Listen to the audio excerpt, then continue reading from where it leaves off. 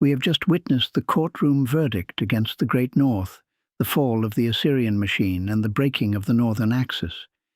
In our last episode, we saw the Lord bind himself to an oath, a nishba, that the Assyrian machine would be broken on the mountains of Israel. That oath has been fulfilled. Whether you are joining us for the first time or following the full journey, we now continue through the 14th chapter of Isaiah.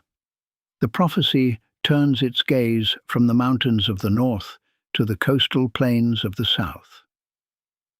This transition is another Massa, a prophetic burden, connecting this oracle back to the heavy visions of judgment we saw in chapter 13.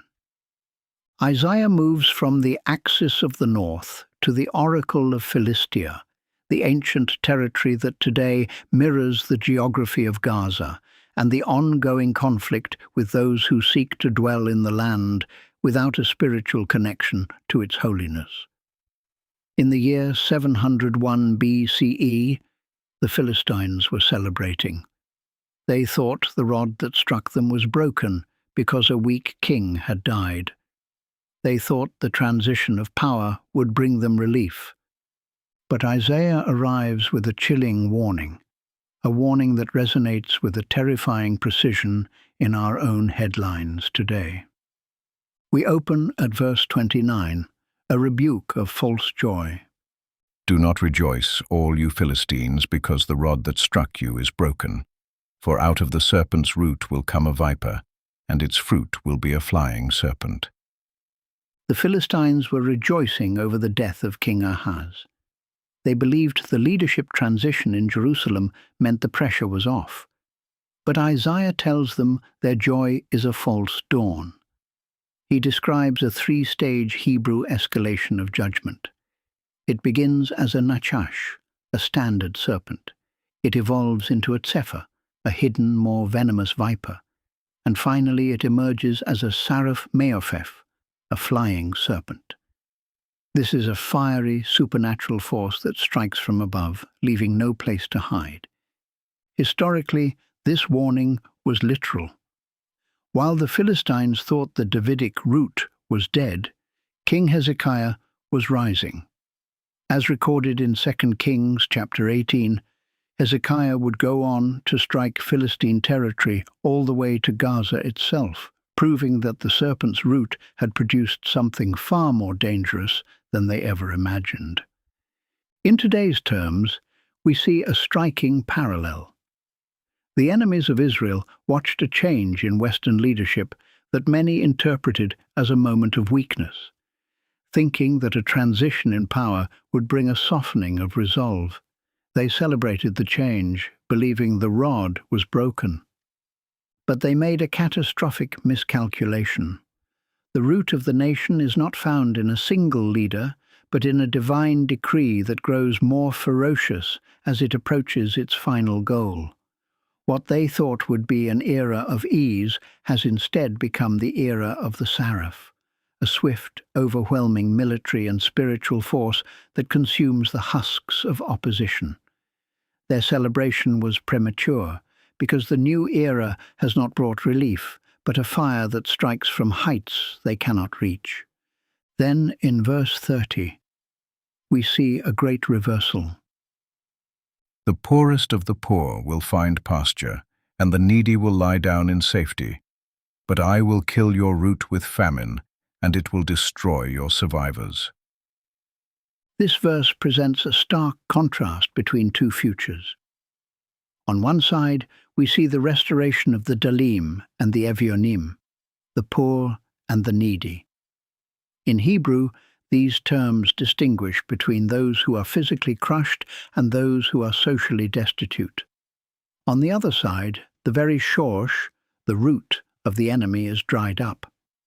In our time, this speaks to the ultimate resolution of the captive crisis. We are witnessing the fulfillment of this promise as the prisoners, both the living and the dead, are finally freed. Those who have been held in darkness are brought back to lie down in safety. Meanwhile, the power structure that held them is being starved of its influence. Isaiah is clear. I will kill your shorsh with famine. Their very foundation is being eradicated. The reversal is absolute. Those who were hunted are now fed, and those who hunted them have no ground left to stand on. A cry of total collapse goes out in verse 31. Wail, O gate, cry out, O city. Melt away, all you Philistines, for smoke comes from the north, and there is not a straggler in its ranks. Isaiah describes a city that is Nimog, melting away. This Hebrew word implies more than just a defeat. It is a structural dissolution, a liquidating of the enemy's very existence. The smoke from the north refers to the disciplined, unstoppable advance of a force where every soldier is in his place. Today, this is the reality facing the terror infrastructure in Gaza. The prophecy is clear. Their ability to threaten Zion is being broken. The Nimog is the total collapse, not just of their tunnels, but of their entire architecture of terror. We are seeing a structural liquefaction where the bunkers become graves and the command centers turn to ash. The world is watching the end of an era where this threat could repeat its atrocities. The smoke is rising, and the ranks of the defense are so unified that the enemy finds no gap to exploit. Finally, in verse 32, we see the architectural answer for the future. What answer will be given to the messengers of that nation, that the Lord has founded Zion, and in her his afflicted people will find refuge? When the world asks, how did this happen? This is the answer.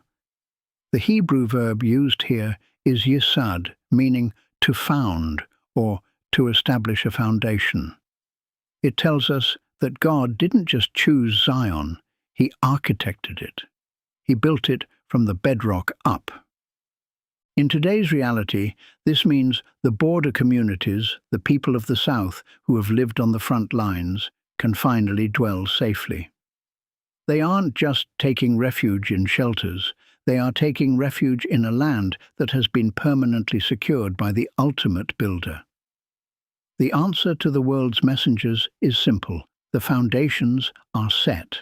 The threat is gone.